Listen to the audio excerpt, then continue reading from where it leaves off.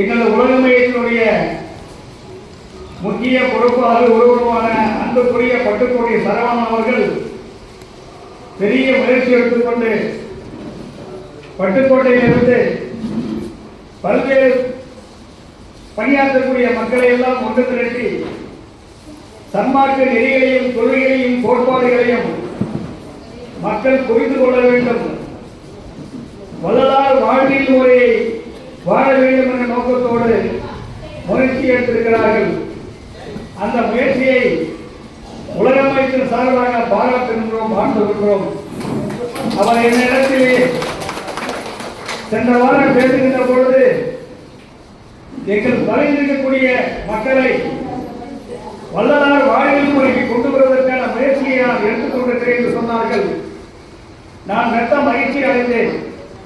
காரணம், எங்களது உலகமைப்பின் நோக்கமே, உலகம் மையமன்றத்திற்கு பெயர் வந்ததற்கு காரணமே தமிழ்நாட்டில் மட்டுமல்ல, உலகத்தில் இருக்கக்கூடிய அத்தனை மக்களும் வள்ளலாருடைய வாழ்வில் முறையை பின்பற்ற வேண்டும், ஜீவகாந்தியை ஓட்டி விட்டு திறவுபோல் என்ற தத்துவத்தை உணர வேண்டும் என்ற நோக்கத்தோடு இந்த சங்கம் செயல்பட்டுக் கொண்டிருக்கிறது. இந்த ஆண்டு 43வது ஆண்டை நோக்கி சென்று கொண்டிருக்கிறது. ஆகவே தான் காலையில் முப்பொரு விழா என்ற முறையிலே வள்ளலாருடைய அவதார விழா, சங்கம் தோற்றுவிக்கப்பட்ட விழா, அடுத்து சான்றோர் பெருமக்கள் இந்த சங்கத்திற்கு பணியாற்றக்கூடிய படத்தை திறந்து வைத்து சிறப்பு சேர்த்திருக்கிறோம். அதோடு சங்கத்திலே சிறப்பாக பணியாற்றிய சான்றோர் பெருமக்களுக்கு சன்மார்க்க அருள்மொழி என்ற ஒரு விருதினை வழங்கி சிறப்பித்திருக்கின்றோம். இந்த ஆண்டிலிருந்து தொடர்ந்து ஒவ்வொரு ஆண்டும் வள்ளலாருடைய அவதார தினத்தை முன்னிட்டு தகுதியான சன்மார்க்க சான்றோர்களுக்கு சன்மார்க்க அருள்மொழி என்ற விருதினை வழங்கி சிறப்பிக்க இருக்கின்றோம். அந்த செயல்பாடுகளுக்கெல்லாம் எங்கள் உலகமைப்பை பொறுத்தவரையில் மூத்தோர்கள் தான் அதிகமாக இருந்து செயல்பட்டுக் கொண்டிருக்கிறோம். சரவணையை போன்று ஒரு இடைப்பட்ட வயதுள்ள இளைஞர்களை எல்லாம் இந்த சங்கம் எதிர்பார்த்துக் கொண்டிருக்கிறது. அந்த வகையிலே சரவணன் அவர்கள் எடுத்துக்கின்ற முயற்சி வெற்றி பெற வேண்டும். அவரை வாழ்த்தி இன்றைக்கு முதல் கட்டமாக இன்றைக்கு மாலை நிகழ்ச்சியிலே பேசுவதற்கு 2 பேரும் தயார் செய்து பண்ணியிருந்தோம். அத்தோடு சரவணன் அறிமுகப்படுத்தியிருக்கக்கூடிய அன்புக்குரிய சகோதரர்கள், அவருடைய பேர் எனக்கு தெரியவில்லை, நான் பிறகு தெரிவித்துக் கொண்டு நான் பேச இருக்கின்றேன். ஆகிய முதல் கட்டமாக மரியாதைக்குரிய சேலம் அம்மாப்பேட்டையில் ஒவ்வொரு வாரமும் சன்மார்க்க சொற்பொழிவில் ஆற்றிக் கொண்டிருக்கக்கூடிய அன்புக்குரிய சகோதரர் குழந்தைவேல் அவர்கள், அவர் ஒரு ஆசான சொற்பொழிவாளர். தமிழகத்திலேயே சேலம் மாவட்டம் தான் சன்மார்க்கத்திற்கு முன்னோடியான மாவட்டம் என்பது எல்லோருக்கும் தெரியும்.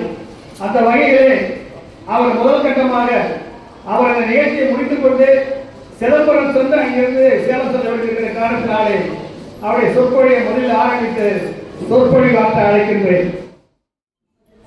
அன்பார்ந்த சன்மார்க்க பெரியவர்களே, தாய்மார்களே, இந்த சன்மார்க்க நிகழ்ச்சிக்கு வந்திருக்கும் அருமை குழந்தைகளே மற்றும் இந்த உலக மையத்தை 43 ஆண்டுகளாக சீரோடும் சிறப்போடும் மிகுந்த ஒரு மக்களுடைய ஒரு எண்ணத்திலே வைத்திருக்கும் நிர்வாகிகளே, உங்கள் அத்தனை பேருக்கும் இந்த பொன்னான மாலைகளை என்னுடைய சிறந்தாழ்ந்த வணக்கத்தை தெரிவித்துக் கொள்கிறேன். என் ஊர் சேலம் மாவட்டம். எங்களுடைய மதம் ஆரம்பித்து ஏறத்தாழ 100 ஆண்டை நோக்கி சென்று கொண்டிருக்கிறது.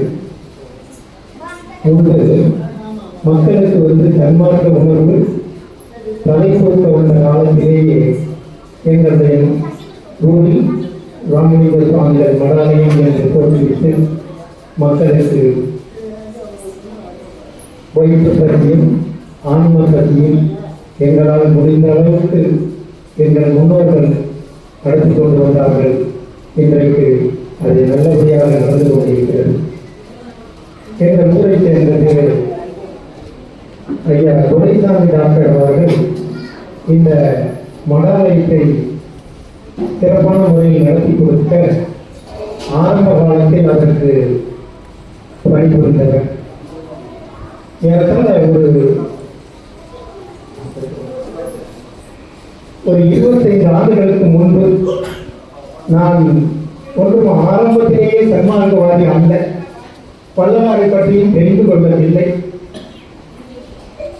இந்த மனது எதை நினைக்கிறதோ அதிலேயே வாழ்ந்து கொண்டிருந்த காலம் அது. ஏறத்தாழ 2000க்கு முன்பு ஒரு முறை எனக்கு உடல்நிலை தெரியல. ஒரு 4-5 டாக்டர்கள் என்னை குணப்படுத்த முயற்சி செய்த போது அவர்களால் குணப்படுத்த முடியவில்லை. அப்பொழுது இங்கே துரைசாமி ஐயா டாக்டர் அவருடைய மருத்துவமனைக்கு சென்று என்னை பரிசோதித்து விட்டு, உனக்கு டைபாய்டு ரொம்ப முக்கிய நிலை இருக்கிறது, சரி செய்து விடலாம், நீ மாமிசம் சாப்பிடுவாயா என்று கேட்டார். சாப்பிடுவேன், அதை விட்டுவிடேன், நான் உனக்கு வைத்தியம் பார்க்கிறேன் என்று சொன்னார். அவர் ஒன்றும் கட்டாயப்படுத்தவில்லை. என்ன நீ சாப்பிட்டால் இருந்தால் சாப்பிட மாட்டேன் என்று சொன்னால்தான் வைத்தியம் பார்த்தேன் என்று சொல்லவில்லை. அவர் சொன்ன வார்த்தை எனக்குள்ளே தைத்தது. சாப்பிடாது, நான் உனக்கு வைத்தியம் பார்க்கிறேன், நீ குணமடைவாய், குணமடைந்த பின்பு அதை விட்டு என்றார். அன்றைக்கு என் முதல் கண்ணை சேர்ந்தவர் ஐயா டாக்டர் துரைசாமி அவர்கள். அதன் பிறகு 2 நாளிலேயே என் நோய் குணமாகியது. பழைய நிலைக்கு வந்து இந்த வாழ்க்கையை வாழ ஆரம்பித்தது. அதாவது நம்மளால விட முடியாததுன்னு ஒன்றுமே இல்லை, விட்டுடலாம். எவ்வளவு ஆரோக்கியமான உணவுகள் இருக்கு, எல்லாம் இருக்கிறது என்பது எதற்காக அந்த மாவட்டத்தில் நான் சாப்பிட வேண்டும், உயிர்களை கொள்ள வேண்டும். வள்ளல் பெருமான் சொல்வார், எந்த உயிருக்கும் செய்து நினைக்காது. நான் வள்ளல் பெருமானுடைய வரலாற்றை இங்கே சொல்வதாக நினைத்திருந்தேன். கால நேரம் கருதி ஒரு சில வரிகளை மட்டும் உங்களோடு பகிர்ந்து கொள்ள விரும்புகிறேன். சாதாரணமாக வள்ளல் பெருமானின் இந்த தெருவழியே ஒரு மீனவன் தினசரி மீன் பிடிக்க செல்வார்.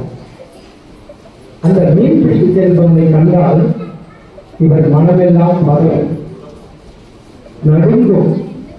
அவனை கூப்பிட்டு சொன்னார், இந்த தொழிலை விட்டுவிடு,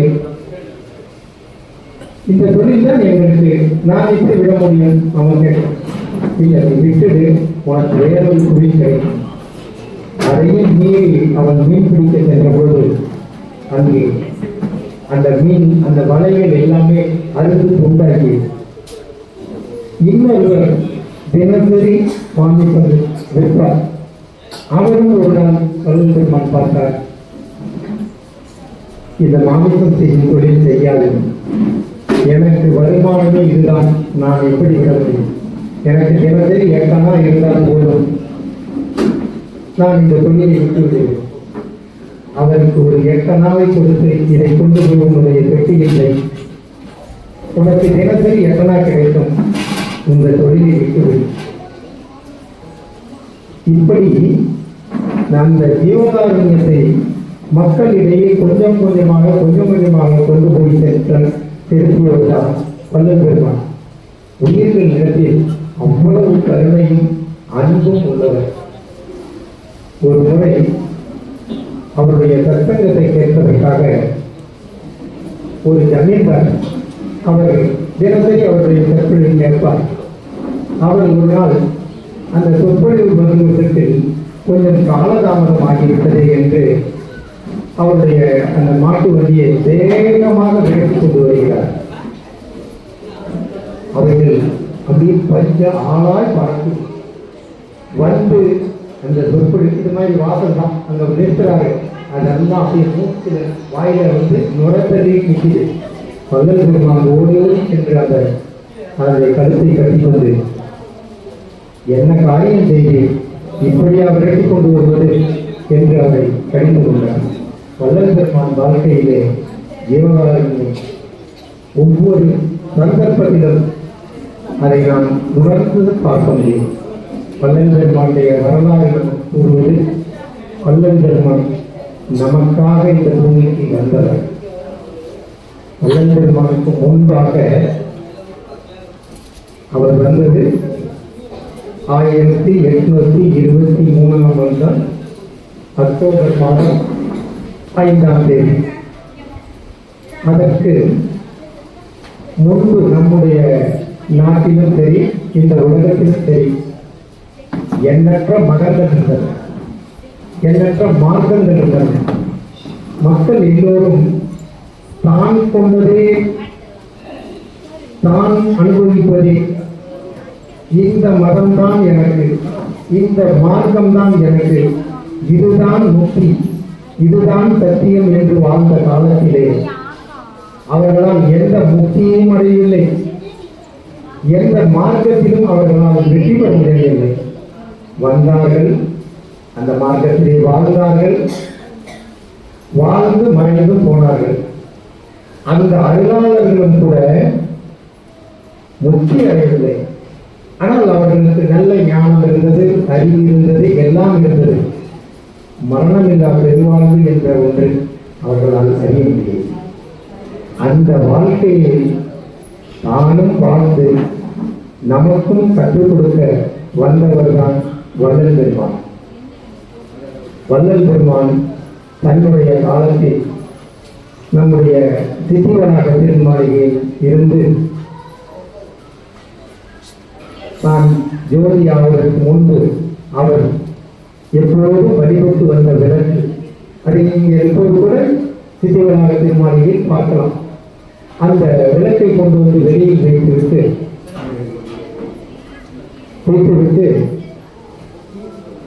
நீங்கள் எல்லோரும் இந்த விளக்கை அருட்பெருஞ்சோதி ஆண்டவராக பாவித்து, அருட்பெருஞ்சோதி ஆண்டவராக பாவித்து நீங்கள் வழிபட்டு வாருங்கள். உங்களுக்குள்ளும் அருட்பெருஞ்சோதி ஆண்டவரின் அருள்பூர்வமாக கிடைக்கும். இதுவரை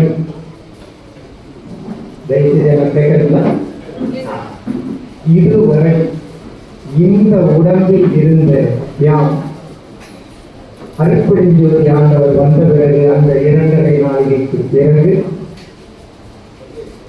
எல்லோருக்குள்ளும் வந்து விடுவேன். புரியுதுங்களா? இதுவரைக்கும் இந்த ஒரு உடம்பு தான் இருந்தேன், இனிமேல் எல்லோருக்குள்ளும் நான் இருப்பேன். அவநம்பிக்கை அடையாது. யாராவது வந்து இந்த கதவு திறந்து காட்டினா கூட அருட்பெருஞ்சோதி ஆண்டவர் என்னை காட்டிக் கொடார், இதெல்லாம் சொல்லிட்டார். அதே போல மீண்டும் இந்த ஊர்ல இருக்கக்கூடிய அன்னைக்கு வெள்ளக்காரனுடைய ஆட்சி தான் நடந்துட்டு, அந்த நிலையில வந்து கதவு திறந்து பார்த்தாங்க, இல்லை. ஆனா இப்போ நான் உங்ககிட்ட சொல்லக்கூடிய ஒரு சிறிய கருத்து, என்னுடைய பணிவான கருத்தை உங்களிடம் எடுத்து வைக்கிறேன். 1874 திருமுகம் ஆண்டு 19ஆம் தேதி 870 இல்லைங்க, அது பிறந்தது, நான் சொல்றது ஜோதியானது. 1874 திருமுக ஆண்டு தை மாதம் 19ஆம் தேதி அன்றைக்கு வள்ளல் பெருமான் இந்த உலகத்தில் உள்ள அனைத்து உயிர்களுக்குள்ளும் தோன்றிய நாள்.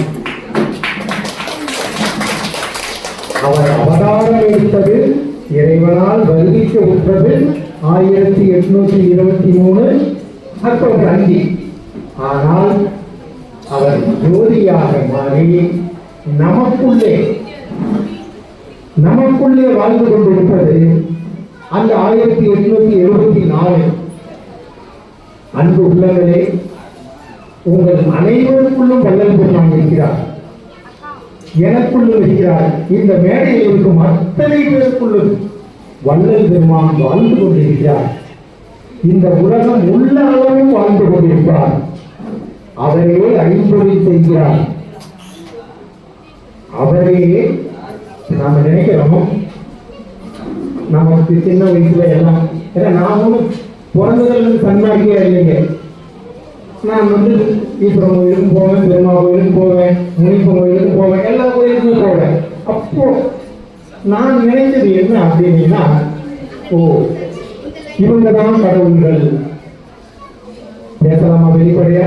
நீங்க எல்லாம் உத்தரவு கொடுக்கணும். சரி, நன்றி. ஏன்னா எனக்கு எதிரில் நீங்க எப்படி கேட்கறீங்கன்னு எனக்கு தெரியல, நான் பேசுறேன். அம்மா சரி, அதுக்கு முன்னாடி எல்லா தெய்வங்களையுமே தான் நம்ம வணங்கணும். எல்லாருக்குள்ளேயும் அந்த ஒரு சிலர் நான் இந்த சாமி தான் கும்பிடுவாங்க, ஒரு சிலர் இந்த சாமி தான். எல்லா தெய்வத்தையும் வழி வழியா நாம மட்டுமல்ல, நமக்கு முன்னோர்கள்லாம் இருந்தாங்கல்ல, அவங்களும் அப்படிதான் வாழ்ந்தாங்க. ஏன்னா யாருக்குமே அருட்பெருஞ்சோதி ஆண்டவரை தெரியாது. அவர்கள் தெரிந்து கொண்டது எல்லாமே தேவர்கள், முனிவர்கள், சித்தர்கள், இப்படிப்பட்டவங்களை சொல்லி தப்பு செய்யாத, சாமி கண்டுபிடிடும், இதை செய்யாத, அதை செய்யாத, உடம்பு தெரியலையா அந்த முனிவரை போய் வேண்டிட்டோம் நடக்கும், இப்படியெல்லாம் சொல்லி நம்மளை அந்த அந்த நிலையிலேயே வாழ வைத்தாங்க. அவர்கள் மீது தவறில்லை, ஏன்னா அவர்கள் அப்படித்தான் வந்தார்கள்.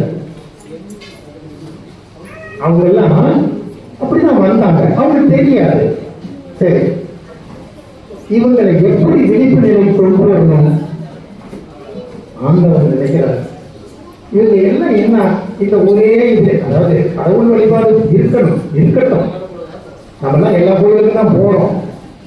ஆனா அதுவே நமக்கு இறுதி நிலையா?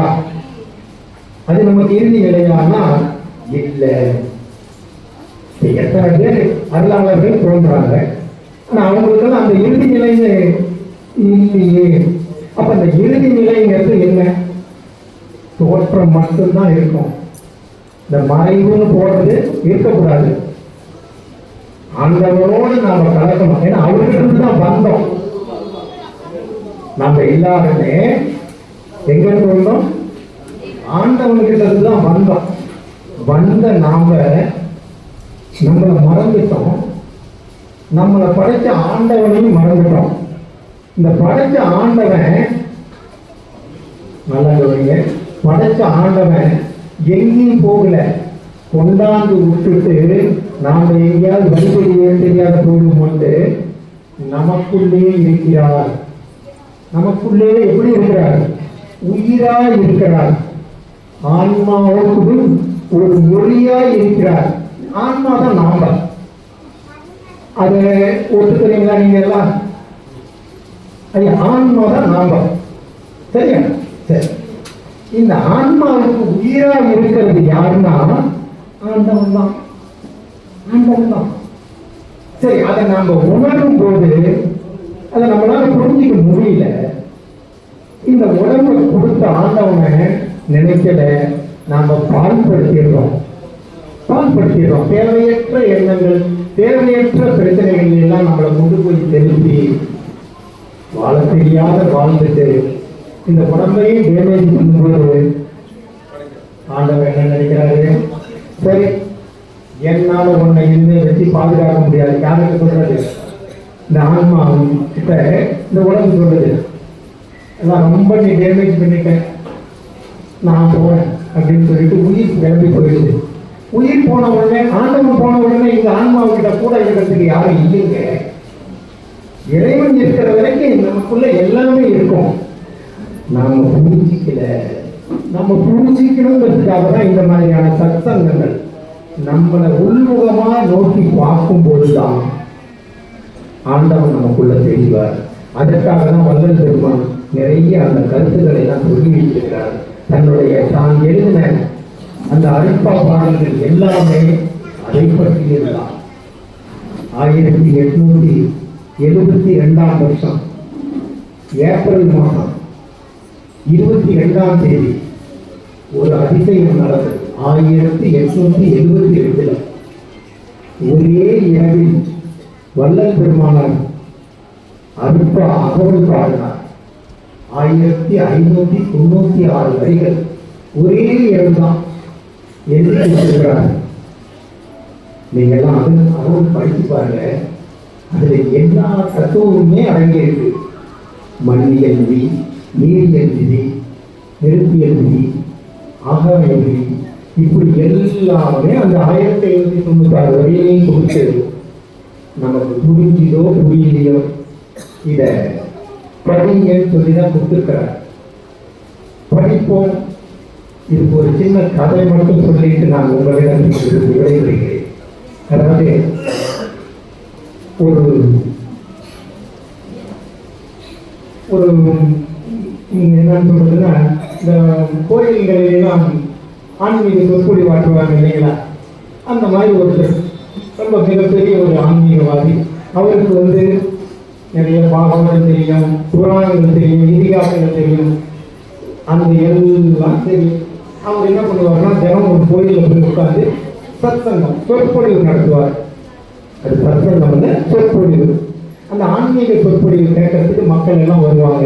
அதை கேட்டுட்டு, ஓ, பகவத்கீதையில இதெல்லாம் சொல்லியிருக்காங்களாம், ராமாயணத்தில் இதெல்லாம் சொல்லியிருக்காங்களாம் அப்படின்னு சொல்லுவோம். அவங்க வீட்டில் ஒரு வேலைக்காரமாக இருக்குது. அந்த வேலைக்காரமாக என்னன்னா, தினந்தோறும் அவங்க இருக்கக்கூடிய மாட்டுத்தொழில் இருக்கிற மாடுகளை பராமரிக்கிறது, வீட்டு வேலைகள் செய்கிறது. இப்படி இருக்கும்போது அவரை பற்றி அந்த வீட்டில் வர்றவங்கலாம் ரொம்ப புகழ்ந்து சொல்லும்போது, எவ்வளோ பெரிய ஒரு மகான் வீட்டில் நம்ம வேலை செய்கிறோம், இவருக்கு எவ்வளவு அறிவு இருந்ததுன்னா இதையெல்லாம் மக்களுக்கு எடுத்து சொல்லுவார். ஒரு நாள் அவர்கிட்ட சொல்லுது, ஐயா, நீங்கள் ரொம்ப நல்ல சொற்பொழிவு பண்ணுறீங்களான்னு நானும் ஒரு நாள் கேட்குறேன். அப்போ அவர் சொல்கிறாரு, அதெல்லாம் உனக்கு முடியாது, நீ மாட்டோடவே உன் காலத்தை ஓட்டு அப்படின்ட்டான். அப்படிலாம் சொல்லாதீங்க, நானும் என்னைக்கு தான் தெரிஞ்சுக்கிறது. அதெல்லாம் முடியாதுங்கிறேன். உனக்கு எங்க தெரிய போகுது? அதெல்லாம் வேண்டாம், நீ போய் மாட்டோட கட்டிக்கிட்டு. நானும் அதை பற்றி தெரிஞ்சுக்கணும், ரொம்ப வற்புறுத்தி சரிவா அப்படின்ட்டாரு. அன்னைக்கு அந்த அம்மா அந்த சொற்பொழிவு கேட்டு போனா உண்மைதான், அந்த அம்மாவுக்கு புரியல தான்.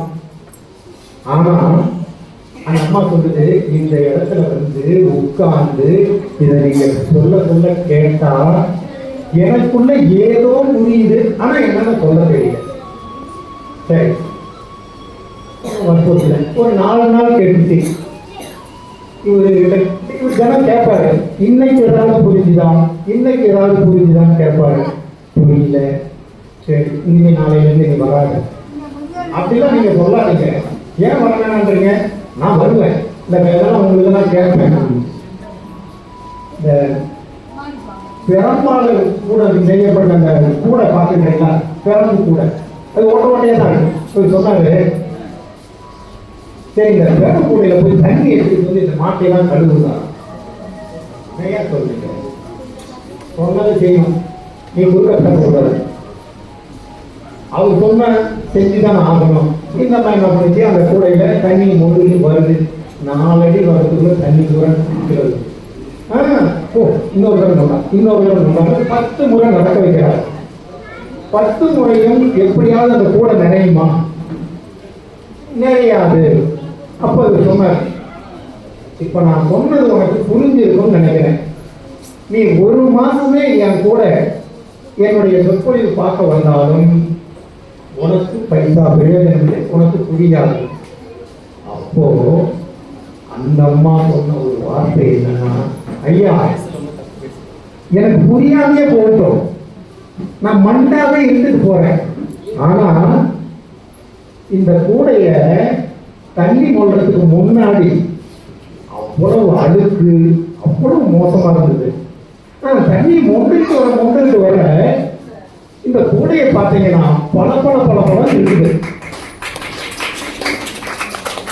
அப்போ எனக்கு என்ன தெரியுதுன்னா, எனக்கு அறிவு இல்லை, எனக்கு எதையும் உணரக்கூடிய சக்தி இல்லை. ஆனா இந்த இடத்துல உட்கார்ந்து இதை கேட்கிறேன் இல்லையா, கேட்கும் போது என் மனசுல இருக்கக்கூடிய எத்தனையோ கழிவுகள்லாம் என்னை விட்டு வெளியே போட்டியா, எனக்கு புரிஞ்சுக்கவே வேண்டாம் ஐயா. அப்படிங்குது. பெருமக்களே, அகவல் ஒரு நாளில் படித்து புரிந்து கொள்வது அல்ல, ஒரு மாதத்தில் புரிந்து கொள்வது அல்ல, வாழ்நாள் முழுக்க படியுங்கள்.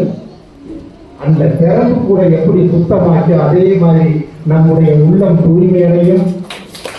அதற்குரிய ஆண்டவர் நமக்குள் இருந்து எல்லாவற்றையும் நடத்தி கொடுப்பார், எல்லாவற்றையும் நடத்தி கொடுப்பார்.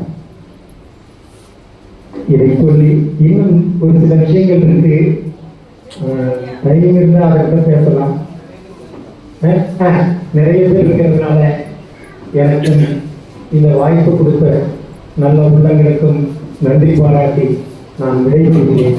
அருட்பெருஞ்சோதி அருட்பெருஞ்சோதி தனிப்பெருங்கருணை அருட்பெருஞ்சோதி அருட்பெருஞ்சோதி அருட்பெருஞ்சோதி தனிப்பெருங்கருணை அருட்பெருஞ்சோதி. இந்த மகா மந்திரத்தை எப்போதும் சொல்லிட்டே இருங்க, அதுவே நமக்குள்ள நிறைய மாற்றங்கள் ஏற்படும் என்று கேட்டுக்கொண்டு உங்களிடமிருந்து விடைபெறுகிறேன். நன்றி, வணக்கம். அடுத்தபடியாக பட்டுக்கோட்டையிலிருந்து சகோதரர் சரவணகுடம் வந்திருக்கக்கூடிய மூத்த சம்பாஷி, சிறந்த கவிஞர், வல்லாளரை பற்றிய கருத்துக்களை ஆய்வோடு பேசுகின்ற ஆற்றமிக்க பேச்சாளர் அண்ணன் முருகன் அவர்களை பேச அழைக்கிறேன். வள்ளலார் வாழ்ந்த மண் என்பது மருத நிலம். நான் தமிழ்தாய் வாழ்த்தை கூறும்போது பொறுப்பிலே பிறந்து தென்னன் புகழிலே கிடந்து சங்கத்து இருப்பிலே இருந்து வைகை ஏட்டிலே தவழ்ந்த பேதை என்று சொன்னேனே, அந்த வைகை ஏட்டிலே சமண புலவர்களால் எழுதி வைத்து வர்க்கடம் என்கிற பஞ்சத்தின் காரணமாக வந்து மன்னருடைய அவையிலே சில காலம் தங்கி இருந்துவிட்டு அவர்கள் போகும்போது எழுதி வைத்த 3 மன்னர்களை பற்றி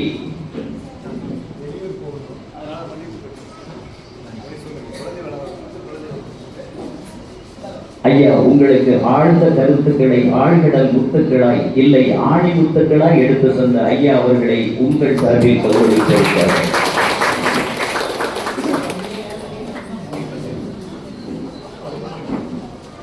அதிலே முத்தொள்ளாயிரம் என்கின்ற நூல் ஒன்று. அது 3 மன்னர்களுடைய நாட்டு வளத்தையும் அந்த மன்னர்களுடைய ஆட்சி வளத்தையும் பற்றி பேசப்பட்ட நூல். அந்த முத்தொள்ளாயிரம் என்கிற நூலிலே நமக்கு அந்த ஏட்டிலே எதிர்நீச்சல் என்று ஆற்றிலே தவழ்ந்து வந்தது ஒரு 105 பாடல்கள் மட்டுமே. அந்த 105 பாடல்களில் ஒன்று அந்த சேர நாட்டினுடைய நீர்வளத்தை, நிலவளத்தை, அந்த மன்னனுடைய நாட்டு வளத்தை, மக்களுடைய மன வளத்தை காட்டுவதாக அந்த பாடல் அமைந்திருக்கிறது. கவிஞர்கள் என்று சொல்லும் போதே ஒரு காட்சி என்பது கண்ணில் படும்போது சாமானிய மனிதரின் கண்களிலே படுகின்ற ஒரு காட்சிக்கும் ஒரு கேமராவின் கண்களிலே படுகின்ற காட்சிக்கும் உள்ள வேறுபாடு உண்டு.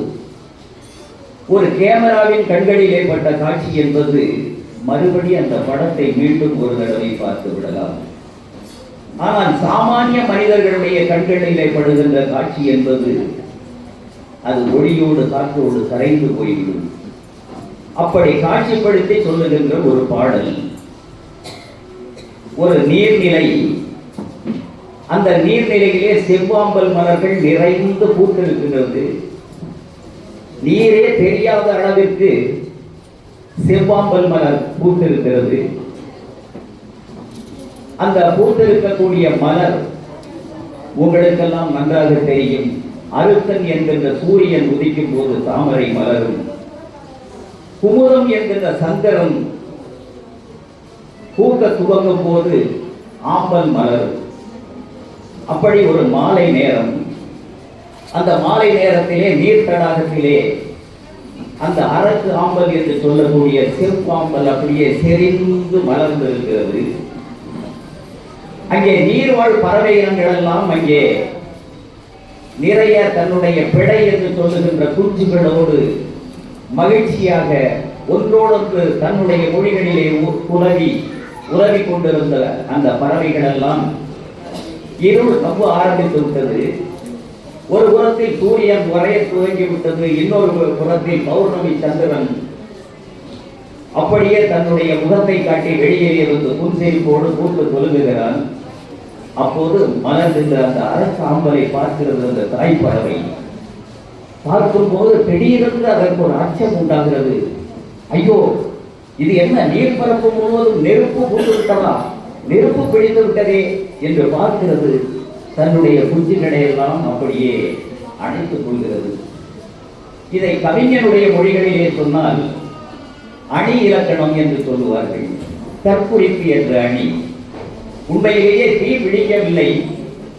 குஞ்சுகளை மாலை நேரம் வந்தவுடன் தாய் பறவைகள் தன்னுடைய சிறகுகளுக்குள்ளே தாய் தன்னுடைய பச்சிளம் குழந்தையை எப்படி மார்போடு அணைத்து வைத்திருப்பார்களோ அப்படி தன்னுடைய பிடை என்கின்ற குஞ்சுகளை எல்லாம் தன்னுடைய சிறகுகளுக்குள்ளே அணைக்கின்ற இயல்பான வழக்கத்தை பார்த்து அந்த குஞ்சுகள் எல்லாம் அந்த நீர்பரப்பிலே நெருப்பு பிடித்து விட்டதோ என்று அஞ்சு தன்னுடைய குஞ்சுகளுக்கெல்லாம் பாதுகாப்பு கொடுக்க வேண்டும் என்பதற்காக அந்த குஞ்சுகளை எல்லாம் தன்னுடைய சிறகுக்குள்ளே அடைப்பதாக அந்த காட்சியை சொல்லி சேர நாட்டினுடைய நீர்வளத்தை சொல்லுகிறார். அள்ளல் படலுக்கு அரக்கு ஆம்பல் வாய் அவிழ வெள்ளம் தீப்பட்டது என வெறி இப்புள்ளி நந்தம் கைச்சிறகால் பார்ப்பு ஒடுக்கும் கவ்வை உடைத்தரோ நச்சிலையே போக்குவதை நாடு. சரியா?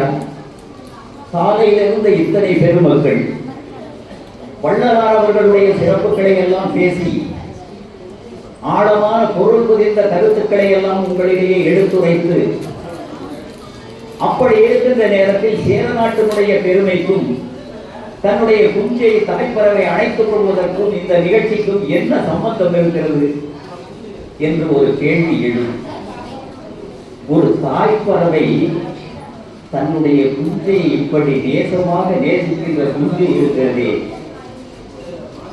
அதை பிடித்துத்தானே நாம் வறுவலும் சூப்பும் வைத்து சாப்பிடுகிறோம். இப்படி இந்த தாய் வளர்க்கின்ற குஞ்சையெல்லாம் நாம் அருந்துகிறோம் என்று நினைத்து பார்த்தால் அந்த புலால் உணர்ந்த எண்ணமே நம்முடைய போய்விடும். அங்கேதான் ஜீவகாருண்யம் உழைக்கிறது.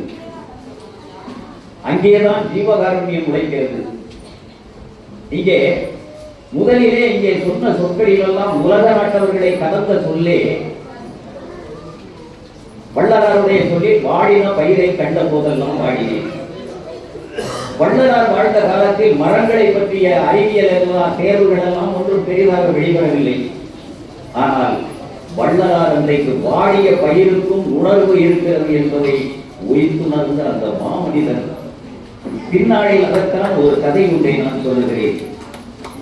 அமெரிக்க நாட்டில் ஒரு உளவியல் நிபுணர், உளவுத்துறையில் உள்ள ஒரு மிகப்பெரிய ஒரு அதிகாரி, அவர் தன்னுடைய பணியிலிருந்து ஓய்வு பெறுகிறார்.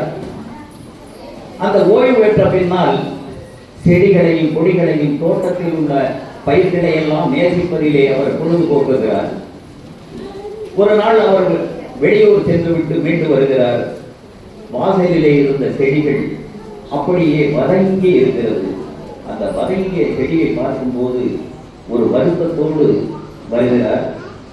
அதை ஒரு வாய்ப்பாக தனக்கு ஆய்வுக்குரிய ஒரு நேரமாக எடுத்துக்கொண்டு பாலிகிராஃப் என்கிற ஒரு கருவி அமெரிக்காவிலே, ஒருவன் பொய் சொல்லுகிறான் என்றால் உண்மை சொல்லுகிற கருவி என்று பெங்களூரிலே நாம் இப்போது பயன்படுத்திக் கொண்டிருக்கிறோம் அல்லவா, அதை போல அந்த பாலிகிராஃப் என்கிற கருவி அமெரிக்காவிலே பயன்படுத்தக்கூடிய ஒரு அற்புதமான கருவி.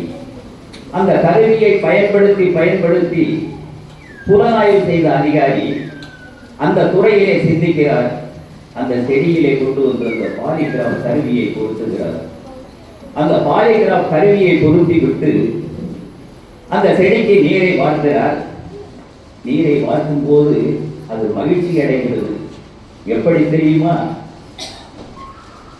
அந்த செடி ஒரு மனிதன் கடுமையான கண்டிப்போடு அவர்களுடைய குற்றத்தை வெளிக்கொணர்வதற்காக கண்டித்து கண்டித்து அடித்து துன்புறுத்தி மயக்கமடைந்த போது அவன் தண்ணீர் தாகமெடுத்து தண்ணீர் தண்ணீர் என்று புலம்புகிறானே, அப்போது தண்ணீரை கொண்டு போய் கொடுக்கும் போது அந்த பாலிகிராஃப் கருவியை அந்த உடலிலே கொடுக்கும் போது என்ன அறிகுறியை என்ன சமிக்கையை வெளியிட்டதோ அந்த சமிக்கையை இந்த செடி வெளியிட்டது. அப்படிப்பட்ட உணர்வினை, மயக்கத்திலிருந்து விடுபடக்கூடிய உணர்வினை வெளிப்படுத்தியது அந்த பாலிகிராஃப் கருவி தெரிவித்தது. அதனை தொடர்ந்து சீனாவிற்கெல்லாம் போய் இந்த ஆய்வுகளை எல்லாம் அவர் தொடர்ந்தார். மரங்கள் தன்னை வெட்டுவதாக முதல் நாளில் பேசிக் கொண்டிருப்பதை கண்டால் ஸ்டார்ச் தயாரித்து விடுகிறதை நிறுத்தி விடுகிறது. மரங்கள் மொழியை உணர்கிறது, பயிர்கள் இசையை ரசிக்கிறது என்கின்ற பின்னாளில் கண்ட அறிவியலை எல்லாம் அன்றே உணர்ந்து மாமனிதர் ஒருவர் சொல்லி இருக்கிறார் என்று சொன்னார். அது வள்ளல் பெருமானார்.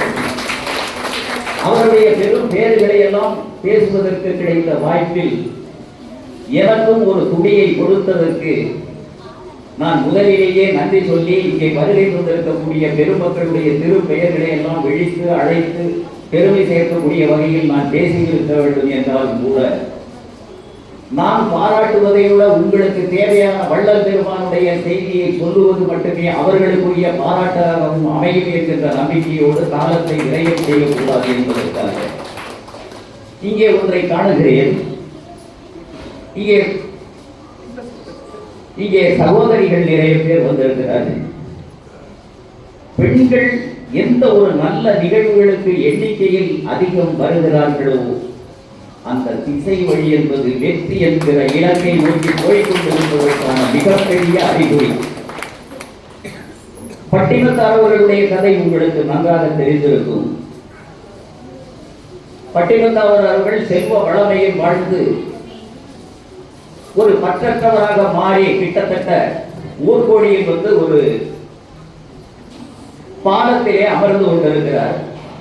நேற்று வரை செல்வ வளமையில் வாழ்ந்தவர் என்ன இப்படி வந்து கொண்டிருக்கிறார், இங்கே அமர்ந்திருக்கிறாரே, பேச்சு அங்கெங்கே காற்றில் பரவுகிறது, அங்கே கூட்டம் வந்து சேர்கிறது. அதை பார்க்கிறார். ஆகா, இந்த இடத்தில் நம்மை அமைதியோடு இருக்க விட மாட்டார்கள் என்று அங்கிருந்து எழுந்து நடக்கிறார். வயல்வெளியிலே செல்லுகிறார். அறுவரையான அந்த வயல்வெளிகளிலே சென்று ஒரு வரப்பிலே தலையை வைத்துக் கொண்டு படுத்து விடுகிறார். இவர் படுத்துக் கொண்டிருக்கிறார். அறுவடை செய்த அந்த தாள்கள் சில நாட்கு முன்பு வரை அந்த பஞ்சு மெத்தையிலே படுத்திருந்த அந்த பட்டுமேனி அந்த அறுவடை வயல்களிலே தலையிலே வரப்பை வைத்துக் கொண்டு படுத்திருக்கிறது. அந்த வழியாக சில பெண்கள், இளம் பெண்கள் தண்ணீர் எடுத்து சென்று கொண்டிருக்கிறார்கள். இடையிலே குடத்தோடு போய்கொண்டிருக்கிறார்கள். அப்பொழுது ஒரு பெண் சொல்லுகிறாள், அதோ பாரடி, பட்டினத்தாரவர் பார், எவ்வளவு உற்ற தொடர்ந்து விட்டார்.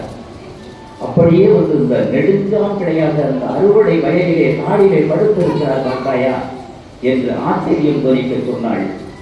இன்னொரு பெண் பின்னால் வந்தவள் முந்தானையை எடுத்து தெரிய கொண்டு, ஆமாண்டி கோடி, அவர் பெரிய என்ன ஆசையை தொடர்ந்தார் பாரு, வயல்ல வந்து படுத்திருக்கிறாருல்ல, தலை மட்டும் உயரத்துல இருக்கணுங்கிறது மட்டும் ஒன்றும் ஆசை இல்லையா, அதுவும் ஒரு ஆசை தானே என்று ஒரு பெண் ஒரு கேள்வியை கேட்கிறார்.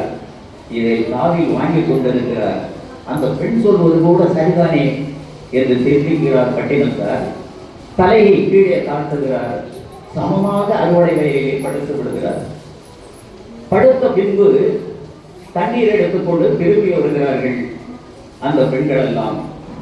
பட்டினத்தாரை பார்க்கிறார்கள்.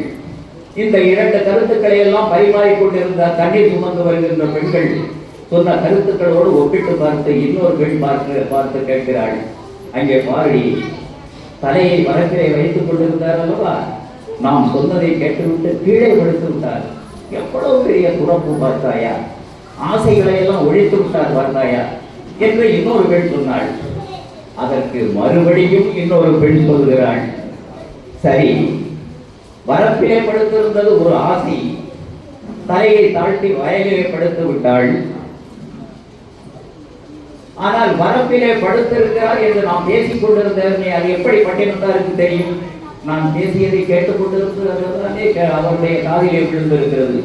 சரி, ஆசையை எல்லாம் முட்ட துறந்தவர் என்றால் தண்ணிக்கு போற பெண்கள் எல்லாம் என்ன பேசிக் கொண்டிருக்கிறார்கள் என்பதை கேட்பது இருக்கிறதே, அதை புலன் அடங்கவில்லையே, அவர் அந்த காதில் கேட்டது மட்டும் ஆசை இல்லையா என்று இன்னொரு பெண் கேட்டாள். அப்போதுதான் எடுத்து நெடுந்தூரம் நடக்கிறார்.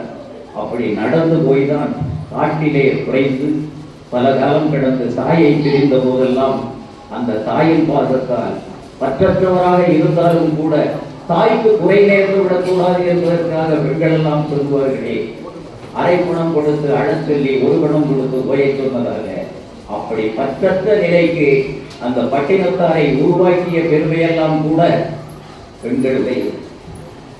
இதை போல் பெண்கள் ஒவ்வொரு காலகட்டத்திலும் அறிவார்ந்த பெருமைகளுக்கெல்லாம் இந்த சமூகத்தின் உயர்வுகளுக்கெல்லாம் காரணமாக இருந்திருக்கிறார்கள்.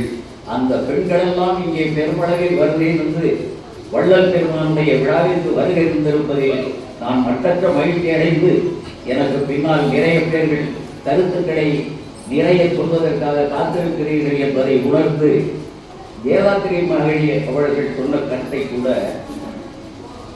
வள்ளலார் சொன்ன கருத்தை கூட வேதாத்திரி மகளிர் அவர்கள் பின்னாலே பெருமளவில் கையாண்டிருக்கிறார் என்பதை நன்றாகவே அறிந்திருக்கிறீர்கள்.